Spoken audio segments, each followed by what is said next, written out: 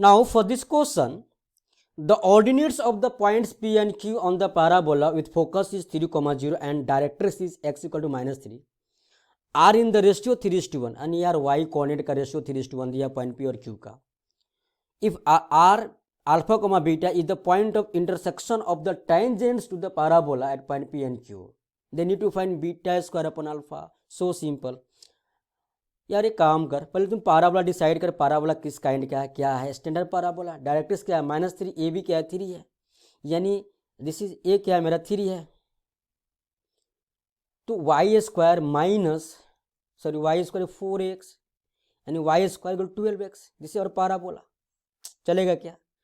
तो भाई मेरे पास पाराबोला पर 2 पॉइंट है पी एंड क्यू, उस पर दोनों पॉइंट पे हमने टेंजेंट ड्रॉ किया है, उस टेंजेंट का पॉइंट ऑफ इंटरसेक्शन मुझे मालूम है क्या होता है, यहाँ गिवन है अल्फा बीटा, चलेगा क्या. Of course. So this is point P पे हमने टेंजेंट ड्रॉ किया ऐसा, ठीक है. दिस इज पॉइंट क्यू, हमने टेंजेंट ड्रॉ किया ऐसा, कुछ टेंजेंट ये हो गया. This is point R, this is Q. तो पॉइंट पी का पैरामीट्रिक कोण क्या होगा, a t one square comma 2t, तो ए है क्या 3 ना, तो 3t1 स्क्वायर कॉमा 61 चलेगा. This is 3t2 square comma 6t2. तो मुझे पॉइंट पी और क्यू मालूम हो गया. और पॉइंट आर क्या, alpha comma beta, R is nothing but point of intersection of tangents at point P and Q on the this parabola. तो यार पॉइंट ऑफ इंटरसेक्शन क्या होता है, coordinate a t one comma t two, a t one t two comma a into t one plus t two, this is right.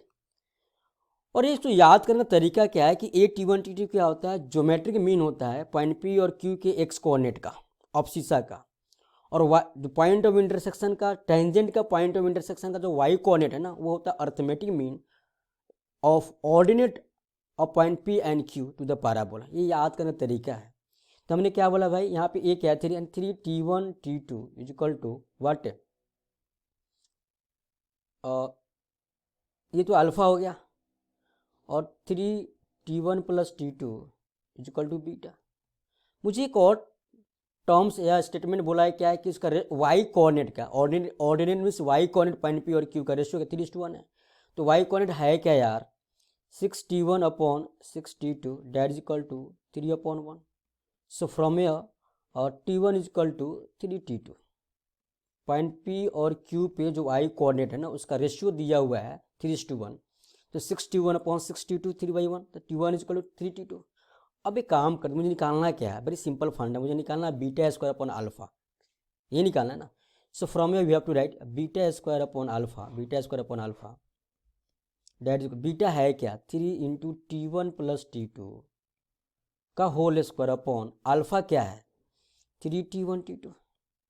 अब t1 क्या है 3t2, ये काम कर 3t2 प्लस t2 4t2 यानी 4t2 का whole square whole upon 3 into 3t2 का whole square. और बीटा स्क्वायर तो यार ये बीटा स्क्वायर में क्या हो जाएगा 9 हो जाएगा ना, हाँ जी 9, दिस इज ऑल्सो 9. तो 3 गेट कैंसल, t2 स्क्वायर ये क्या होगा t1 प्लस t2, तो t2 स्क्वायर गेट कैंसल, 4 का स्क्वायर क्या 16, that means beta square upon alpha क्या आएगा 16. दिस इज और रिक्वायर्ड आंसर. बहुत ही सिंपल क्वेश्चन है.